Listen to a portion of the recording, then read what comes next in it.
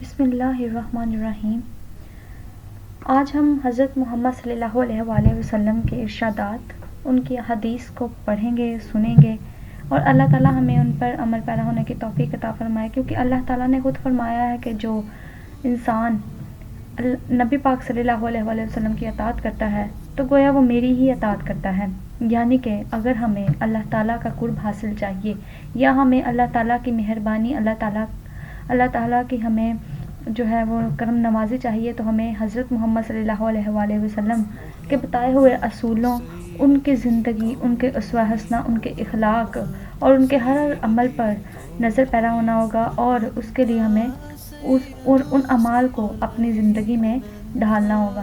تبھی ہم اللہ تعالیٰ کی جو ہے وہ نعمتوں سے نواز سکتے ہیں۔ اللہ تعالیٰ ہمیں ان اعمال اور ان خوبصورت باتیں جو آپ صلی اللہ علیہ وآلہ وسلم اور وہ خوبصورت اعمال جو آپ صلی اللہ علیہ وآلہ وسلم کرتے رہے ہیں ان پر عمل پیرا ہونے کی توفیق عطا فرمائے۔ تو آئیے دیکھتے ہیں۔ سب سے پہلے حضرت محمد صلی اللہ علیہ وآلہ وسلم فرمایا، جو لوگ میانہ روی اختیار کرتے ہیں کسی کے محتاج نہیں ہوتے۔ یعنی کہ اگر کوئی انسان اعتدال سے کام لیتا ہے تو وہ کبھی کسی کے آگے ہاتھ پھیلانے کے قائل نہیں ہوتا۔ آپ صلی اللہ علیہ وآلہ وسلم نے فرمایا، بری مجلس سے احتراز کرو۔ آپ صلی اللہ علیہ وسلم کا فرمان ہے، علم بغیر عمل کے وبال ہے اور عمل بغیر علم کے گمراہی ہے۔ یعنی کہ اگر علم ہو لیکن عمل نہ ہو تو وہ علم بیکار ہے، لیکن اگر عمل ہے لیکن اس عمل کے بارے میں علم نہیں ہے لیکن ہم اس عمل کو کر رہے ہیں تو وہ بھی گمراہی ہی ہے۔ حضرت محمد صلی اللہ علیہ وآلہ وسلم نے فرمایا، حسد نیکیوں کو اس طرح نکل جاتا ہے جس طرح آگ لکڑی کو۔ آپ صلی اللہ علیہ وآلہ وسلم فرماتے ہیں، جس نے ایک مسلمان کی پردہ پوشی کی، قیامت کے دن اللہ تعالیٰ اس کی پردہ پوشی کرے گا۔ یعنی کہ اگر ہم انسان کسی دوسرے انسان کی غلطیوں، کوتاہیوں، گستاخیوں یا اس کے کسی ایسے عمل کو درگزر کرتے ہوئے اس پر پردہ پوشی ڈالتے ہیں یا اس کا ذکر کسی اور کے سامنے نہیں کرتے، تو اللہ تعالیٰ قیامت کے دن تمام کائنات، اتنی بڑی مخلوق کے آگے اس انسان کی پردہ پوشی فرمائے گا، اس کے گناہوں پر پردہ ڈالے گا۔ اسی طرح حضرت محمد صلی اللہ علیہ وآلہ وسلم فرماتے ہیں، غیر پر کوئی صدقہ نہیں جبکہ قریبی رشتہ دار محتاج ہو۔ یعنی کہ اللہ تعالیٰ بھی فرماتا ہے کہ اگر رشتہ داروں میں کوئی محتاج ہو، کوئی ضرورت مند ہو، تو پہلے اس کی ضرورت پوری کرو، پھر آپ کسی غیر کی طرف متوجہ ہو۔ آپ صلی اللہ علیہ وآلہ وسلم فرماتے ہیں، سنی سنائی بات دیکھی ہوئی چیز کے برابر نہیں ہوتی۔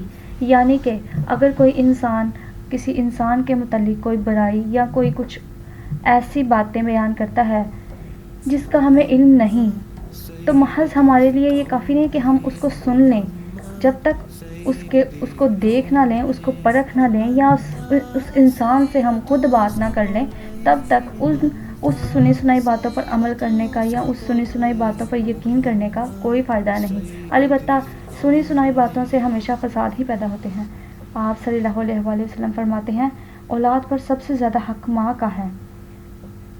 اس سے یہ ظاہر ہوتا ہے کہ جب ایک ماں اپنے بچے کو پیدا کرتی ہے، اس وقت سے لے کر تب تک جب تک اللہ تعالیٰ نے اس کی زندگی مقرر کی ہے، تب تک سب سے پہلے اور بڑا حق اپنی اولاد پر صرف ماں کا ہے۔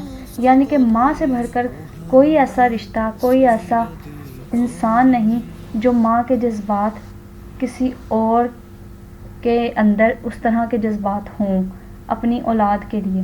آپ صلی اللہ علیہ وآلہ وسلم نے فرمایا، ہر کام کا بدلہ نیت کے مطابق ملے گا۔ یعنی کہ اعمال کا دار و مدار نیتوں پر ہے۔ جیسی نیت ہوگی ہمیشہ انسان کو ویسا ہی عمل ملتا ہے، ویسا ہی اس کا صلہ ملتا ہے، ویسا ہی اس کا پھل ملتا ہے۔ اگر آپ کی نیت نہیں تو کام بھی نہیں۔ حضرت محمد صلی اللہ علیہ وآلہ وسلم فرماتے ہیں، جو لوگوں کا ممنون احسان نہیں ہوتا وہ اللہ تعالیٰ کا بھی شکر ادا نہیں کرتا۔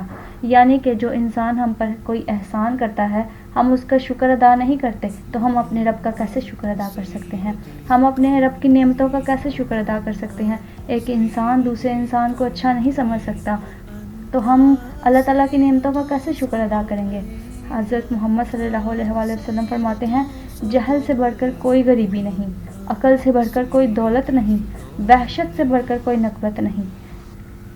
آپ صلی اللہ علیہ وآلہ وسلم فرماتے ہیں، عورتوں میں سب سے اچھی عورت وہ ہے جسے اس کا شوہر دیکھے تو وہ خوش ہو جائے۔ آپ صلی اللہ علیہ وآلہ وسلم کا فرمان ہے، دینے والا ہاتھ لینے والے سے بہتر ہے۔ بے شک لینے والا ہاتھ بھی محتاج ہوتا ہے، لیکن اللہ تعالیٰ کسی کو کسی کا محتاج نہ کرے، اور ہمیشہ یہی ہمیں دینے والا ہاتھ ہی بنائے۔ اللہ تعالیٰ کبھی کسی کو کسی کا محتاج نہ کرے اور ہمیں دوسروں پر احسان کرنے والا بنائے، دوسروں پر ہمیشہ دوسروں کی ضروریات کو پورا کرنے والا بنائے۔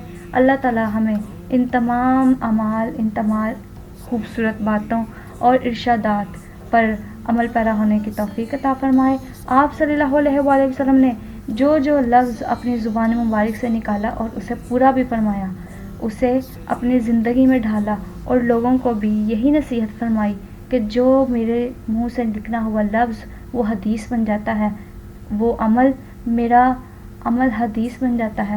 حضرت محمد صلی اللہ علیہ وآلہ وسلم فرماتے ہیں کہ ہمیشہ حسن اخلاق سے پیش آؤ، کیونکہ حسن اخلاق سے بڑھ کر کوئی چیز نہیں۔ قیامت کے دن جس کا سب سے بھاری پلہ حسن اخلاق کا ہوگا، وہ انسان اللہ تعالیٰ کی نظر میں بخشا ہوا اور معتبر ہوگا۔ اس لیے آپ صلی اللہ علیہ وآلہ وسلم فرماتے ہیں کہ حسن اخلاق کو اپنی زندگی میں اہم ترین کردار بناؤ۔